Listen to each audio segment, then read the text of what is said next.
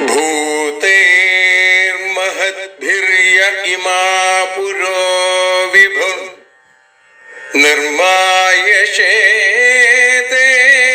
यदमूषु पूरुष भुङ्क्ते गुणान् षोडश षोडशात्मका सोऽलं कृषीष्ट भगवान् वचांसि मे।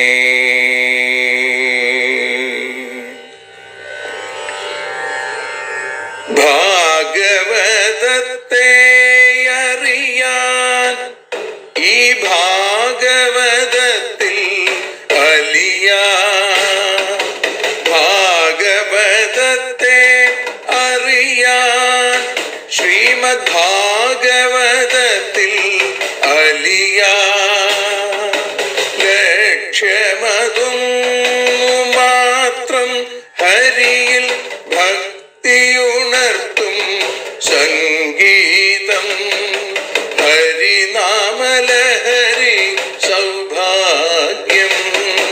ഭാഗവതത്തെ അറിയാൻ ഭാഗവതത്തിൽ അലിയാൻ.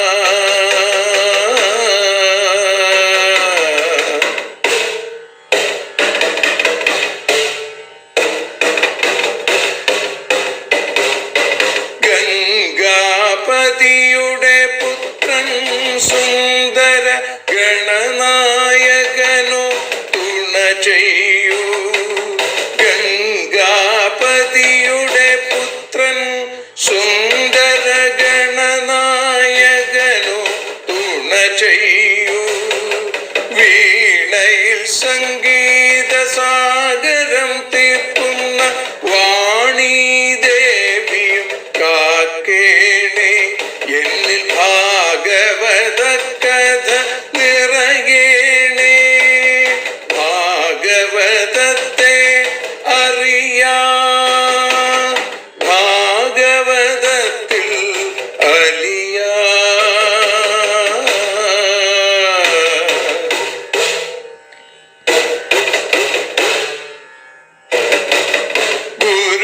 ഗുരുവായൂരിൽ നിത്യം നിറയുക ഗുരുവായൂരിലെ ശ്രീകൃഷ്ണ.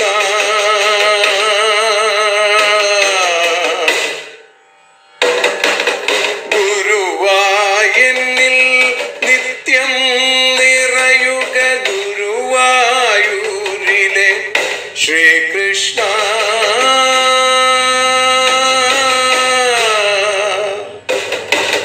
ഹരേ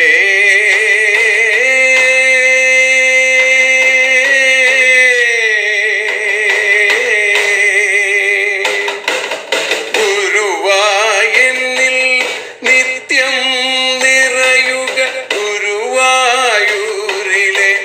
ശ്രീകൃഷ്ണ. കണ്ഠം തന്നിൽ ഗാനം നിറയാൻ കണ്ണാ നീ താൻ തുണയേകു. എന്നിൽ ഭാഗവത കഥ നിറയേണേ.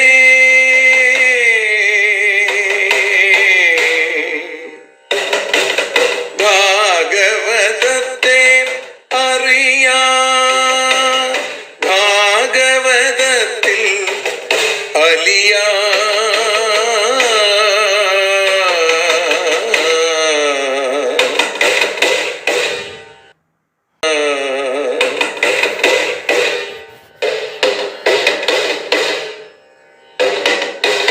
ആദ്യത്തെ ഗുരുവായൂരന്റെ അച്ഛനുപാദ നമസ്കാരം. ആദ്യത്തെ ഗുരുവായൂരനുടെ അച്ഛനുപാദ നമസ്കാരം. അമ്മിഞ്ഞപ്പാൽ മധുരം നൽകിയ അമ്മേ നീ വരമേകേണേ.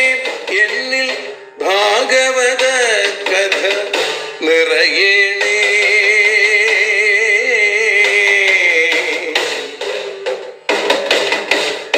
ഭാഗവതത്തെ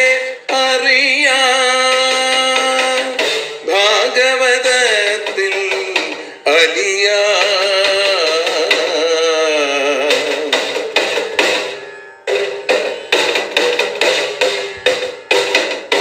ശ്രീഹരി തന്നുടെ കഥകൾ നിറയും ശ്രീമദ് ഭാഗവത സ്മൃതിയിൽ. ശ്രീഹരി തന്നുടെ കഥകൾ നിറയും ശ്രീമദ് ഭാഗവത സ്മൃതിയിൽ. ശ്രീകൃഷ്ണാനിൻ കീർത്തനമലരുകൾ ശ്രീപാദത്തിൽ അർച്ചിക്കാം. എന്നിൽ ഭാഗവത കഥ നിറയണേ.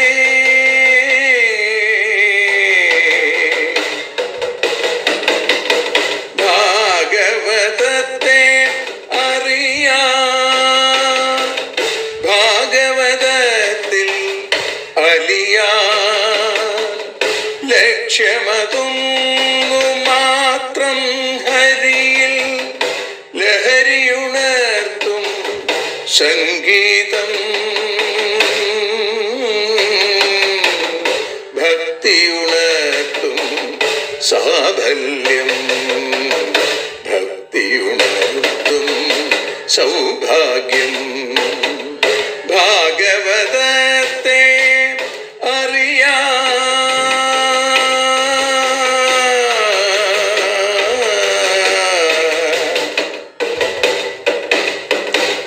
ഭാഗവതത്തിൽ അലിയാൻ.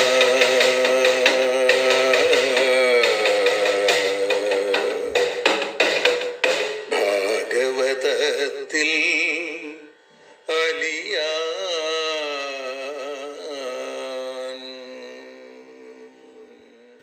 സർവത്ര ഗോവിന്ദനാമ സങ്കീർത്തനം. ഗോവിന്ദ ഗോവിന്ദ. ശ്രീകൃഷ്ണൻ തൻ്റെ ഹാസം നിറയുമനുപമ സുന്ദര ചുണ്ടിലെന്നും രാഗത്തിൻ തേൻ ചുരത്തും മധുരമുരളിയെ ഞാനിതാ കൈതൊഴുന്നേൻ. സൗകര്യം കിട്ടുമെങ്കിൽ ഭവതി മുരളികയൊന്നു നീ ചൊല്ലിടേണം.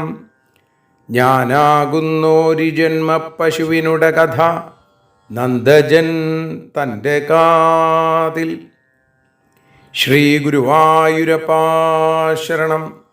ശ്രീമദ് ഭാഗവതം അറിയാനലിയാൻ എന്ന അക്ഷരപൂജ ഇന്ന് 831 ദിവസത്തിലേക്ക് എത്തുമ്പോൾ ശ്രീമദ് ഭാഗവതം ഏകാദശ സ്കന്ധത്തിലെ 19 അധ്യായത്തിൽ 16 ശ്ലോകം മുതലാണ് നമ്മൾ ഇന്ന് അനുസ്മരിക്കുന്നത് അല്ലെങ്കിൽ വിചാരം ചെയ്യുന്നത്. ആദാവന്തേജ മധ്യേജ സൃജ്യാൽ സൃജ്യം യദന്വിയാൽ പുനസ്തൽ പ്രതിസംഗ്രാമേ യച്ഛിഷ്യേത തദേവ സത്. ഉദ്ധവന് ഭഗവാൻ നൽകുന്ന ഉപദേശം ആദൗ അന്തേച്ച, ഉൽപ്പത്തിക്ക് മുമ്പും അല്ലെങ്കിൽ നശിച്ചതിന് ശേഷവും, മധ്യേച്ച, ഇതിന് രണ്ടിനും ഇടയിൽ പദാർത്ഥരൂപത്തിലിരിക്കുന്ന മധ്യകാലത്തിലും, യത് സൃജ്യാത്, യാതൊന്ന് കാര്യത്തിൽ നിന്ന് സൃജ്യം കാര്യത്തെ അന്വയാത് അനുഗമിക്കുമോ, പിന്നെ തൽ പ്രതിസംഗ്രാമേ അവയുടെ പ്രളയത്തിൽ യത് ശിഷ്യേത ഏതൊന്ന് ബാക്കി വരുന്നു ശേഷിക്കുമോ, തത് ഏവ സത് അത് മാത്രമാണ് സത്തായിട്ട് നിൽക്കുന്നത്. നേരത്തെ പറഞ്ഞു പ്രകൃതി മഹത്തത്വം തുടങ്ങിയ ഭാവങ്ങളൊക്കെ കാര്യങ്ങളാണ്. അതിൽ നിന്നുണ്ടാകുന്ന ശരീരങ്ങളും കാര്യങ്ങൾ തന്നെയാണ്. അപ്പം ശരീരങ്ങളെ പറ്റി മാത്രം ആലോചിക്കുമ്പോൾ പ്രകൃതി മുതലായവ കാരണങ്ങൾ, ചൈതന്യത്തെക്കുറിച്ച് ആലോചിക്കുമ്പോൾ പ്രകൃതി തുടങ്ങിയവയൊക്കെ കാര്യങ്ങൾ. ഭാവങ്ങൾ ഉണ്ടാകുമ്പോഴും അതിൻ്റെ നിലയിലിരിക്കുമ്പോഴും മറ്റൊരു സ്വരൂപത്തെ എടുക്കാൻ വേണ്ടി അവയവങ്ങളുടെ വേർപാട് സംഭവിക്കുമ്പോഴും കാരണത്തിൻ്റെ ചേർച്ച കാര്യങ്ങളിലായിരിക്കുന്നത് കൊണ്ട് കാലത്രയത്തിലും ഉള്ള ആ പരമകാരണത്തെയാണ് സത്ത് എന്ന് പറയുന്നത്. സത്തിന് ഒരിക്കലും ഇല്ല, അഭാവം എന്നൊന്നില്ല. കാലത്രയാബാധ്യമേവ സത്ത്, സത്തിൻ്റെ സ്വരൂപത്തെക്കുറിച്ച് പറഞ്ഞേക്കുകയാണ്. 3 കാലങ്ങളും ബാധിക്കാത്തത് എന്താണോ അതാണ് സത്ത്. ആത്മാവ് സദ്രൂപമാണ് അല്ലേ? ജനന മരണങ്ങളില്ല. ദേഹങ്ങളോ ജനിക്കുകയും അതേപോലെ തന്നെ നിലനിൽക്കുകയും നശിക്കുകയും ചെയ്യണം. അങ്ങനെ ഇതൊക്കെ സംഭവിക്കുന്നത് എന്തുകൊണ്ട്? ആത്മാവുള്ളത് കൊണ്ടാണ്. ദേഹധർമ്മങ്ങളായ ജനന മരണാദികളെക്കുറിച്ച് ഭയപ്പെടുന്നത് എന്തുകൊണ്ടാണ്? ആത്മാവിൻ്റെ സ്വരൂപത്തെ നമ്മൾ മനസ്സിലാക്കാത്തത് കൊണ്ടാണ്. ഈ അറിവില്ലായ്മയാണ് അശക്തിക്ക് കാരണം. ഈ വക ദോഷങ്ങളെ നശിപ്പിച്ച് ആനന്ദിക്കാൻ ആത്മാവിൻ്റെ സല്ലക്ഷണത്തെ ഭഗവാൻ ഉദ്ധവന് ഉപദേശിച്ചു. നാസതോ വിദ്യതേ ഭാവോ നാഭാവോ വിദ്യതേ സതാ ഉഭയോരപി ദൃഷ്ടോന്തസ്ത്വനയോസ്തത്വദർശിഭി എന്ന് ഭഗവാൻ ഭഗവത്ഗീതയിൽ അർജുനന് ഉപദേശിക്കുന്നു. ആത്മസദ്ഭാവത്തെ അത് ഉപദേശിച്ചപ്പോഴാണ് അർജുനന് ഭയത്തിൽ നിന്ന് മോചനം നേടാനും നിർഭയനായിരിക്കാനും സാധിച്ചത് എന്ന് നമുക്ക് കാണാൻ സാധിക്കുന്നു. ശ്രുതി പ്രത്യക്ഷമൈതിഹ്യം അനുമാനം ചതുഷ്ടയം പ്രമാണേഷ്വനവസ്ഥാനാൻ വികൽപാൽസ വിരജ്യത്തെ. ശ്രുതി എന്ന് പറഞ്ഞാൽ വേദം, പ്രത്യക്ഷം ഇന്ദ്രിയങ്ങളെ കൊണ്ടറിയുന്ന ജ്ഞാനം, ഐതിഹ്യം മുമ്പ് ആളുകൾ പറഞ്ഞു കേട്ടിട്ടുള്ള അറിവ്, അനുമാനം ഇതൊക്കെ വെച്ച് നമ്മൾ കാര്യങ്ങളിൽ നിന്ന് കാരണങ്ങളെ കണ്ടുപിടിക്കാൻ ഉപയോഗിക്കുന്ന ഊഹം, ചതുഷ്ടയം ഈ 4 പ്രമാണങ്ങളിൽ പ്രമാണേഷു അനവസ്ഥാനാൽ അവസ്ഥാനം ഇല്ലെന്ന് നിശ്ചയിക്കപ്പെട്ടിരിക്കുന്നത് കൊണ്ട് വികൽപാത് സ വിരജ്യത്തെ ഭേദഭാവനയിൽ നിന്നും അവൻ വിരക്തനായി വരുന്നു എന്ന് പറയുകയാണ്. ദേഹാഭിമാനം ഉള്ളത് കൊണ്ട് ആത്മാവിൻ്റെ സ്വരൂപത്തെ അറിയാൻ സാധിക്കില്ല. ദേഹത്തിലുള്ള അഭിമാനം നശിക്കുമ്പോഴോ ആ ലൗകിക വിഷയങ്ങളിലുള്ള താല്പര്യവും അതേപോലെ നശിക്കും. ഇതിനെയാണ് വിരക്തി അല്ലെങ്കിൽ വൈരാഗ്യം എന്ന് പറയുന്നത്. ഈ വൈരാഗ്യം വന്നു കഴിഞ്ഞാലോ ആത്മജ്ഞാനം ഉണ്ടാവും. അപ്പോൾ അറിവുണ്ടാവാൻ കാരണമായിരിക്കുന്ന വൈരാഗ്യത്തെ ഉറപ്പിക്കാൻ 4 മാർഗങ്ങൾ, ചതുഷ്ടയങ്ങൾ, ഓരോ മാർഗത്തെ ഓരോ പ്രമാണം എന്ന് പറയാം. ശ്രുതി പ്രമാണം, പ്രത്യക്ഷ പ്രമാണം, ഐതിഹ്യ പ്രമാണം, അനുമാന പ്രമാണം. ആത്മാവ് ഒന്ന് മാത്രമാണ്, അന്യമായിട്ട് വേറെ ഒന്നുമില്ല. ഇതെങ്ങനെ മനസ്സിലാവും? നേഹ നാനാസ്തി കിഞ്ചന. ഈ ലോകത്തിൽ അനേക പദാർത്ഥങ്ങളില്ല, ഒന്നേ ഒന്ന് മാത്രമേ ഉള്ളൂ, അതാണ് സത്യം. ഏകം സത്യം. അപ്പോൾ ഒന്ന് മാത്രമാണ് സത്യം, മറ്റെല്ലാം മിഥ്യയാണ് എന്ന് പറയുന്നു. ഇപ്പോൾ അതിന് വേദാന്തികളൊക്കെ എപ്പോഴും ഉപയോഗിക്കാറുള്ളൊരു ഉദാഹരണം ചട്ടി, കലം, കുടം, ചരാത്, അങ്ങനെ മണ്ണുകൊണ്ട് ഒരുപാട് സാധനങ്ങൾ, അതല്ലെങ്കിൽ തോർത്ത്, മുണ്ട്, വേഷ്ടി, ഇങ്ങനെ പല രൂപത്തിൽ, നൂല്, തോട, വള, ഇങ്ങനെ പല പദാർത്ഥങ്ങൾ. അത് ആദ്യത്തേത് മണ്ണുകൊണ്ടുണ്ടാക്കിയതാണെന്നും രണ്ടാമത്തേത് നൂല് കൊണ്ടുണ്ടാക്കിയതാണെന്നും മൂന്നാമത്തേത് സ്വർണം കൊണ്ടുണ്ടാക്കിയതാണെന്നും നമ്മൾ മനസ്സിലാക്കുന്നു. നാമരൂപഭേദങ്ങൾ കൊണ്ട് പലേതായിട്ട് വ്യവഹരിക്കപ്പെട്ടിരിക്കണമെന്ന് മാത്രമേ ഉള്ളൂ. അതുകൊണ്ട് കാര്യങ്ങൾ മിഥ്യയും കാരണം സത്യവുമാണ് എന്ന് കണ്ണുകൊണ്ട് നമുക്ക് കാണാൻ സാധിക്കും. ഇത് പ്രത്യക്ഷ പ്രമാണം. ഇതിനെ അറിഞ്ഞ മഹാജനങ്ങൾ പറയുന്നത് ഐതിഹ്യം. ഭ്രമരൂപേണ കാണപ്പെടുന്നത് മിഥ്യ എന്നാണെന്നും ആ ശുക്തിയിൽ കാണപ്പെടുന്ന രജതം മിഥ്യയാണെന്നും ശുക്തി സത്യമാണെന്നും അധിഷ്ഠാനത്തിൻ്റെ സൂക്ഷ്മജ്ഞാനമില്ലാത്തത് കൊണ്ട് ആരോപത്തിൻ്റെ പ്രകാശമുണ്ടാവുന്നു എന്ന് മനസ്സിലാവുന്നു. അങ്ങനെ അധിഷ്ഠാനം നന്നായി അറിയുമ്പോൾ ആരോപം മിഥ്യയാണ് എന്ന് ഊഹിച്ചറിയുന്നത് അനുമാനം. അപ്പം ഇങ്ങനെ ആദ്യത്തേത് വേദവാക്യങ്ങൾ, ശ്രുതിപ്രമാണം, അടുത്തതായിട്ട് പ്രത്യക്ഷ പ്രമാണം, അതിനുശേഷം ഐതിഹ്യ പ്രമാണം, പിന്നീട് ഏറ്റവും ഒടുവിൽ പറയുന്നു അനുമാന പ്രമാണം. ഇങ്ങനെ ഏതൊരു കാര്യത്തെക്കുറിച്ചും ആലോചിച്ചു കഴിഞ്ഞാൽ ഇവിടെ പറയുന്നു കാര്യരൂപങ്ങളായി കാണപ്പെടുന്ന ദേഹാദികൾക്ക് മിഥ്യാത്വവും ആത്മാവിന് സത്യത്വവും അനുഭവപ്പെടും. ദേഹാദി പ്രപഞ്ച വിചാരത്തിൽ വിരക്തി എന്നൊന്ന് നമുക്ക് വന്നു ചേരുന്നു. കർമ്മണാം പരിണാമിത്വാദാവിരിഞ്ചാദമംഗളം വിപശ്ചിൻ അശ്വരം പശ്യേത് അദൃഷ്ടമപി ദൃഷ്ടവൽ. കർമ്മണാം പരിണാമിത്വാൽ, കർമ്മങ്ങൾക്ക് നശ്വരത്വം പരിണാമം എന്ന അവസ്ഥയുള്ളത് കൊണ്ട് ആവിരിഞ്ചാൽ, വിരിഞ്ചൻ എന്ന് പറഞ്ഞാൽ ബ്രഹ്മാവ്. അപ്പൊ ബ്രഹ്മാവ് മുതൽക്കുള്ള അദൃഷ്ടം അപി, കാണപ്പെടാത്തതായിട്ടുള്ള സ്വർഗാദി ലോകങ്ങളൊക്കെയും ദൃഷ്ടവത്, കാണപ്പെടുന്നതായ ഈ ലോകം പോലെ നശ്വരം, നശിക്കുന്നതാണ്, അമംഗളം, അമംഗളകരമാണ് എന്ന് വിപശ്ചിൽ പശ്യേൽ, വിദ്വാൻ അറിയണം എന്നാണ്. വേദത്തിൽ പറഞ്ഞ കർമ്മങ്ങൾ അനുഷ്ഠിച്ച സ്വർഗാദി സുഖങ്ങൾ അനുഭവിക്കാം. ലൗകിക വിഷയങ്ങളെ ഉപേക്ഷിക്കാറുണ്ട് ഇതിനു വേണ്ടിയിട്ട്. പക്ഷേ അത് വൈരാഗ്യമല്ല എന്നാണ്. സ്വർഗസുഖത്തിലുള്ള മറ്റൊരു കാമനയാണ്, ഒരു ആഗ്രഹമാണ്. അതുകൊണ്ടാണ് ലൗകിക സുഖത്തെ ഉപേക്ഷിച്ചത്. അതുകൊണ്ട് ഇഹലോക സുഖാദികളിലുള്ള വൈരാഗ്യം അതേപോലെ തന്നെ സ്വർഗാദി സുഖങ്ങളിലും ഉണ്ടാവണം. അതാണ് ദൃഢമായ വൈരാഗ്യം എന്ന് പറയുന്നത്. സ്വർഗസുഖങ്ങളിൽ ആഗ്രഹം ഇല്ലാതെയായി വരണം എന്ന് പ്രത്യേകമായിട്ട് പറയുന്നു. ന നാഗപൃഷ്ഠം ന ച പാരമേഷ്ട്യം ന സാർവഭൗമം ന രസാധിപത്യം ന യോഗസിദ്ധീരപുനർഭവം വാ എന്ന് പറയുന്നുണ്ട്. യൽ കൃതകം തന്നശ്വരം എന്നാണ്. ഏതൊന്നാണോ പ്രവൃത്തി കൊണ്ടുണ്ടായത് അത് നശിക്കും. പുണ്യകർമ്മങ്ങൾ കൊണ്ട് സിദ്ധിക്കുന്ന സ്വർഗാദി ലോകങ്ങളും സുഖങ്ങളും നശിക്കും. ആ പുണ്യം കഴിഞ്ഞാൽ അത് തീരുന്നതാണ്.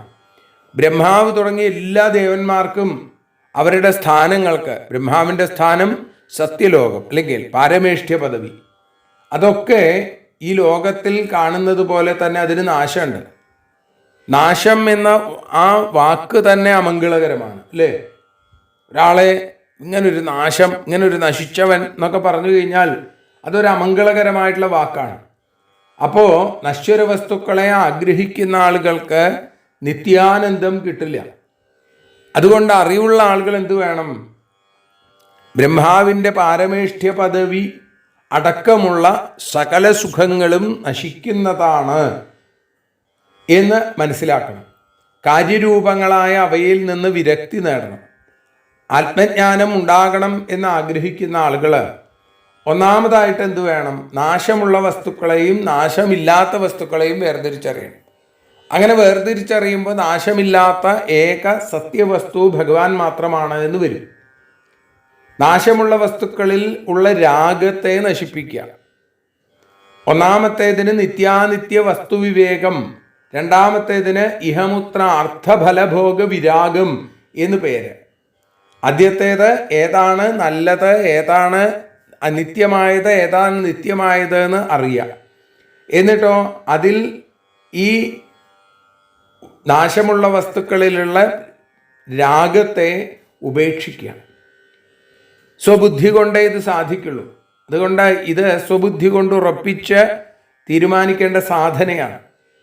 ഇങ്ങനെ ആലോചന ബുദ്ധിയില്ലാത്ത ആളുകൾക്ക് എന്നും ദുഃഖം ഉണ്ടാവുന്നതാണ്. അവർക്ക് ആനന്ദപ്രാപ്തി ലഭിക്കുകയില്ല. അപ്പം അതുകൊണ്ട് വൈരാഗ്യയുക്തനായി സ്വരൂപാനന്ദത്തിൽ തന്നെ ഇരിക്കുന്നവനാണ് ജ്ഞാനി. ഈ അവസ്ഥ കിട്ടുക എന്നുള്ളത് വളരെ ബുദ്ധിമുട്ടിയാൽ മാത്രമാണ്. എല്ലാവർക്കും കിട്ടില്ല എന്ന്. ഏതുപോലെ ഒരു ഉദാഹരണം പറയുകയാണ്. ശത്രുരാജാവിൻ്റെ ബന്ധനത്തിൽ തടവുമുറിയിൽ കിടക്കുന്നു ഒരാൾ. അയാൾക്ക് ഒരു ഖണ്ഡത്തിൻ്റെയോ ഒരു മണ്ഡലത്തിൻ്റെയോ ആധിപത്യമോ അതല്ലെങ്കിൽ ഒരു സാമ്രാജ്യം കെട്ടിപ്പടുക്കാനോ അതിലെ സുഖമനുഭവിക്കാനോ സാധിക്കില്ല. കാരണം അയാൾ ഇപ്പോൾ കാരാഗ്രഹത്തിലാണ്. അയാൾക്ക് ആലോചിക്കാൻ വേണമെങ്കിൽ ഇത് മാത്രമേ ഉള്ളൂ. അയാൾക്ക് ഇതിന്ന് പുറത്തേക്ക് കിടന്നാലേ ഇതൊക്കെ സാധിക്കുകയുള്ളൂ. ഇതേപോലെ രാഗദ്വേഷാദിവൃത്തികളാകുന്ന തടവറയിൽ കിടക്കുന്ന ആളുകൾക്ക് ഒരിക്കലും മോക്ഷ സാമ്രാജ്യലക്ഷ്മിയെ സ്മരിക്കാൻ പോലും സാധിക്കില്ല. വേണമെങ്കിൽ ചിലപ്പോൾ ആലോചിക്കാൻ പറ്റിയെന്ന് വരും. അതുകൊണ്ട് ആദ്യം തന്നെ എന്തു വേണം? ഈ കാരാഗ്രഹത്തിൽ നിന്ന് മോചനം നേടാൻ ശ്രമിക്കണം. പിന്നെ സാമ്രാജ്യം സമ്പാദിക്കാനുള്ള പ്രവൃത്തി ചെയ്യണം, ശരിയായ ആലോചനകൾ ചെയ്യണം, എന്നിട്ട് വേണ്ട സമയത്ത് പ്രവർത്തിക്കണം. ആത്മജ്ഞാനത്തിനും മോക്ഷപ്രാപ്തിക്കും യോജിച്ച സത്പ്രവർത്തികൾ നടത്താനുള്ള ശക്തിയും ബുദ്ധിയോഗ്യതയും ഉണ്ടാവണമെങ്കിൽ ആദ്യം വേണ്ടത് രാഗാദിവൃത്തികളെ നശിപ്പിക്കുകയാണ്. അതിനെ ജയിക്കാൻ സാധിക്കണം. ഇതിന് ഏറ്റവും ഉപകാരപ്രദമായിരിക്കുന്ന മാർഗമാണ് ഭക്തിയോഗം എന്ന് പറയുന്നു. പിന്നീട് ഭഗവാൻ ഭക്തിയോഗത്തെക്കുറിച്ച് പറയുകയാണ്. എന്താണ് ഭക്തിയോഗം? ഭക്തിയോഗ പുരൈവോക്ത പ്രിയമാണായ തേനഘ പുനശ്ച കഥയിഷ്യാമി മദ്ഭക്തേ കാരണം പരം. ഉദ്ധവ, ഭക്തിയോഗത്തെക്കുറിച്ച് അനഘ, പാപമില്ലാത്തവനെ, പുണ്യശ്ലോക ഭക്തിയോഗ പുരാ ഏവ ഉക്ത. ഭക്തിയോഗത്തെക്കുറിച്ച് മുമ്പ് തന്നെ പറഞ്ഞിട്ടുണ്ട്. പ്രിയമാണായ, പ്രീതിക്ക് പാത്രമായ തേ, നിനക്കായിക്കൊണ്ട് മദ്ഭക്തേ, എന്നിലുള്ള ഭക്തിക്ക് പരം കാരണം പുന ച കഥയിഷ്യാമി, അതിന് പ്രധാനമായ കാരണത്തെ വീണ്ടും ഞാൻ പറയുകയാണ്. കഥയിഷ്യാമി, പറയാം. കാരണം ഭക്തിയോഗം ഞാൻ നിനക്ക് പറഞ്ഞു തന്നിട്ടുണ്ട്. പക്ഷേ ഭക്തിയോഗത്തിൽ നിനക്ക് വലിയ താല്പര്യമുണ്ട്. ഉറച്ച ഭക്തി ഉണ്ടാവാൻ ഇന്ന കാരണം ഇന്നത് എന്ന് വിസ്തരിച്ച് ഞാൻ വീണ്ടും ഭക്തിയോഗത്തെ പറഞ്ഞു തരാം. നീ അതിന് യോഗ്യനാണ് എന്നുള്ളത് കൊണ്ട്. എന്തൊക്കെയാണ്? ശ്രദ്ധാമൃത കഥായാമേ ശശ്വന്മദനു കീർത്തനം പരിനിഷ്ഠാച പൂജായാം സ്തുതിഭി സ്തവനം മമ. എന്തൊക്കെയാണ് ഭഗവത് പാദാരവിന്ദങ്ങളിൽ ഭക്തി ഉണ്ടാവാൻ വേണ്ടത്? മേ അമൃതകഥായാം ശശ്വത് ശ്രദ്ധ, എൻ്റെ അമൃതം പോലെ ഇരിക്കുന്ന അല്ലെങ്കിൽ ഒരിക്കലും നാശമില്ലാത്ത കഥയിൽ ശശ്വത് ശ്രദ്ധ, എല്ലായ്പ്പോഴും ശ്രദ്ധ വേണം, ആസക്തി വേണം. മദനു കീർത്തനം, എൻ്റെ കഥയെ കീർത്തിക്കണം, അതിനെ വ്യാഖ്യാനിക്കണം. പൂജായാം പരിനിഷ്ഠാച, പൂജയിൽ നല്ല സ്ഥിരത ഉണ്ടാവണം. സ്തുതിഭി മമ സ്തവനം, സ്തോത്രങ്ങൾ കൊണ്ട് എന്നെ സ്തുതിക്കുകയും വേണം. ഭഗവാൻ ഭക്തി എങ്ങനെ ഉണ്ടാവും? ഭക്തിക്കുള്ള കാരണങ്ങളെക്കുറിച്ച് പറയുകയാണ്. അമൃതം എന്നതുപോലെ, അമൃതത്തിൻ്റെ പ്രത്യേകത എന്താ? മരണത്തിൽ നിന്നുള്ള രക്ഷയാണ്. മരണഭീതിയിൽ നിന്നുള്ള രക്ഷയാണ് ഭഗവാന്റെ ആ അമൃത കഥകൾക്ക് ഉള്ളത് എന്നാണ്. അങ്ങനെയുള്ള ഭഗവാന്റെ കഥകളിൽ വലിയ ശ്രദ്ധയുണ്ടാവുക. അവനവൻ കേൾക്കുക മാത്രമല്ല, കേൾക്കാൻ ആഗ്രഹിക്കുന്നവരെ കേൾപ്പിക്കുകയും ചെയ്യുക. ഭഗവാനെ പൂജിക്കുന്നതിൽ സ്ഥിരമായ നിശ്ചയമുണ്ടാവുക. അപ്പോൾ സ്ഥിരമായിട്ട് ചെയ്യുക. എൻ്റെ ഗുണഗണങ്ങൾ കീർത്തിക്കുന്ന സ്തോത്രങ്ങൾ കൊണ്ട് എന്നെ സ്തുതിക്കുക. സ്തുതി വളരെ വിശേഷമാണ്. ഇതൊക്കെ ഭക്തിക്കുള്ള കാരണമായിട്ട് പറയണം.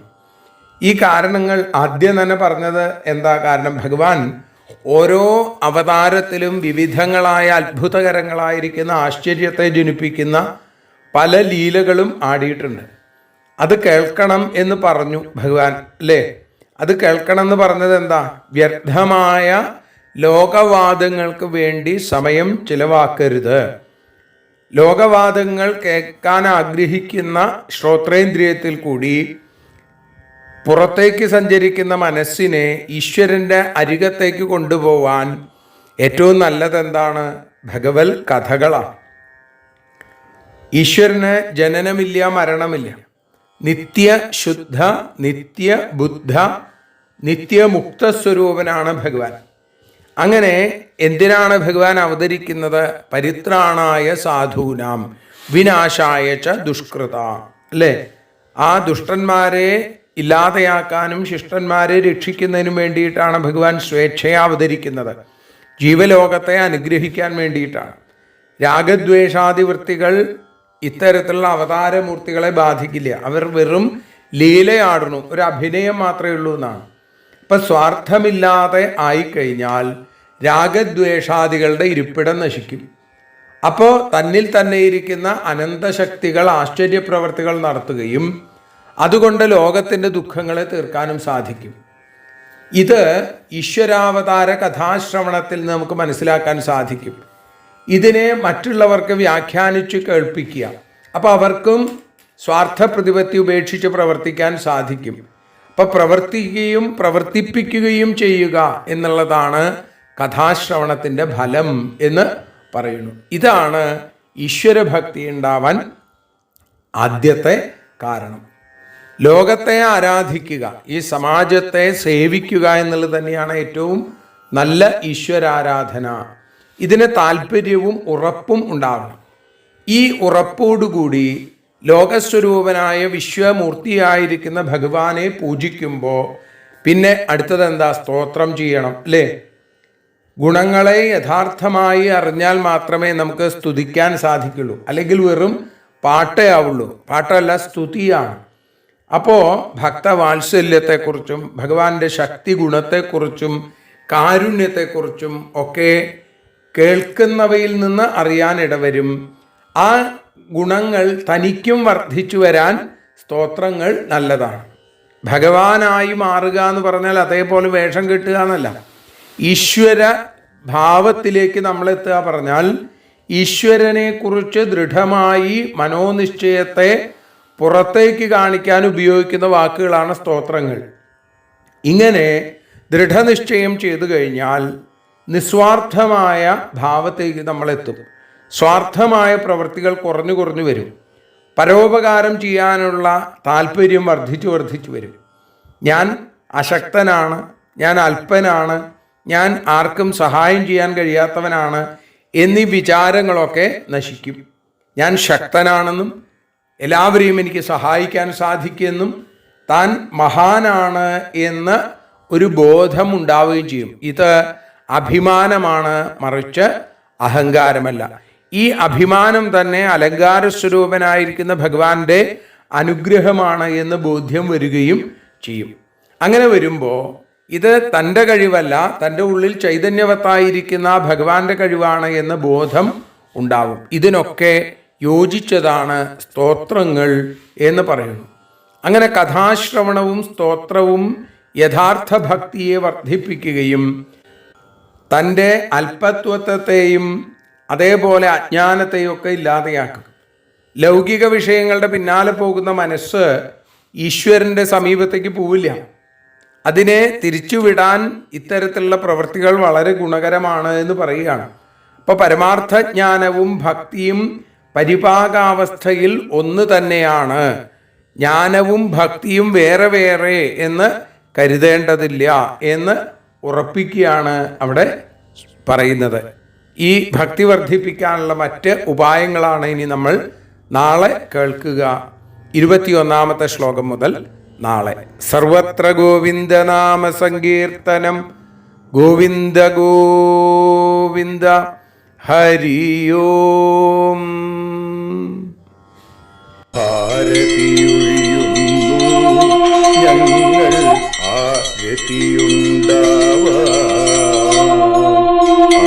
ഹരിപാദേ രതിയുണ്ടാകാൻ ആരതിയൊഴിയുന്നു ഞങ്ങൾ ആരതിയുണ്ടാവാൻ ഹരിപാദേ രതിയുണ്ടാകാൻ ആരതിയൊഴിയുന്നു ഞങ്ങൾ ആരാധിക്കുന്നു. ശ്രീമദ് ഭാഗവതം പുണ്യം പാവനമാം ഗ്രന്ഥം ശ്രീശുകമാമുനി പാടിയ ഗീതം നൽകുന്നു മുക്തി. സതതം നൽകിയിടും ഭക്തി. പാപികളെന്നാലും നിത്യം രക്ഷിക്കും ഗ്രന്ഥം പരമാനന്ദ സുധാരസമയമി ഹരിലീലാസാരം നിത്യം വേദത്തിൻ സാരം. വൈരാഗ്യം ജ്ഞാനം ഭക്തി എന്നിവ നൽകിയിടും വൈകല്യങ്ങൾ തീർത്തിടുന്നൊരു സുന്ദരമാം ഗീതം നിത്യം നൽകും കൈവല്യം. കലിമലമഥനി പാപവിനാശിനി സതതം സേവയെ ചെയ്യുന്നോർക്കോ സുഖകാരിണി ഗ്രന്ഥം നിത്യം നൽകും സായുജ്യം. ആരതിയൊഴിയുന്നു ഞങ്ങൾ ആരതിയുണ്ടാവാൻ, ആരതിയൊഴിയുന്നു ഞങ്ങൾ ആരതിയുണ്ടാവാൻ.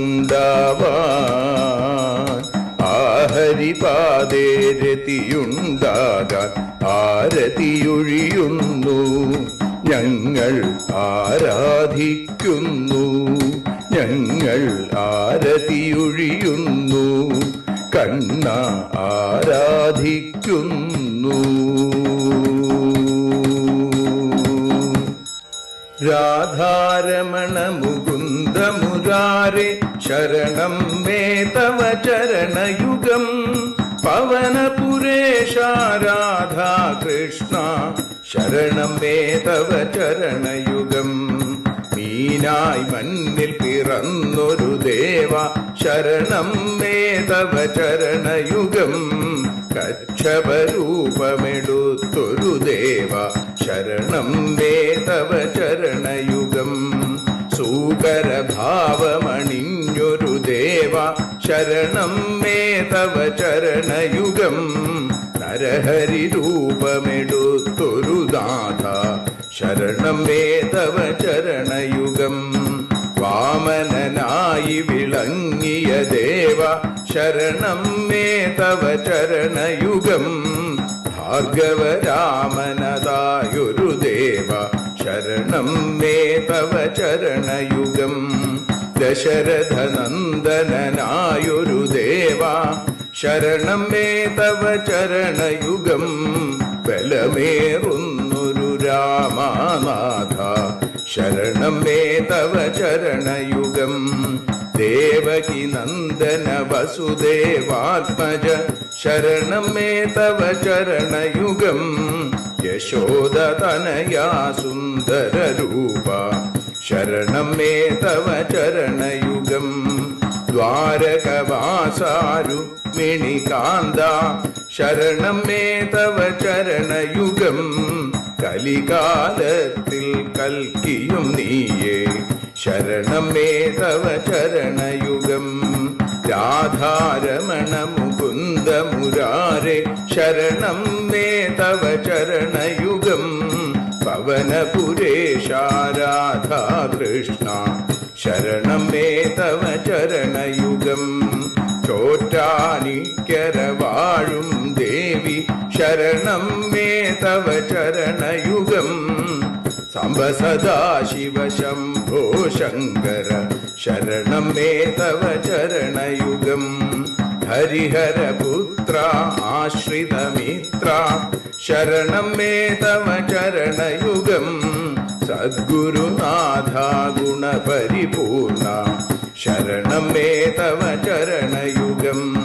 മൂഷിക വാഹന മോദകഹസ്ത ശരണം മേ തവ ചരണയുഗം.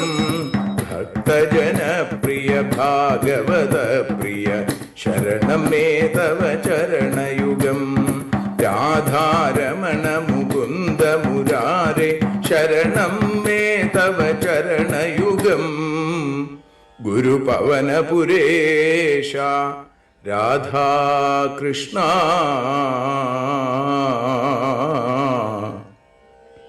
ശരണം മേ തവ ചരണയുഗം.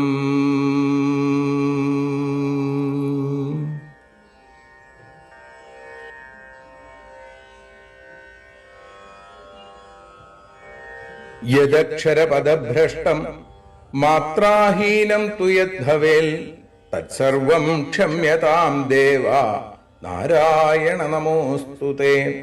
വിസർഗബിന്ദുമാത്രാണി പദപാദാക്ഷരാണി ച ന്യൂനാനി ചാതിരിക്താനി ക്ഷമസ്വ പുരുഷോത്തമ.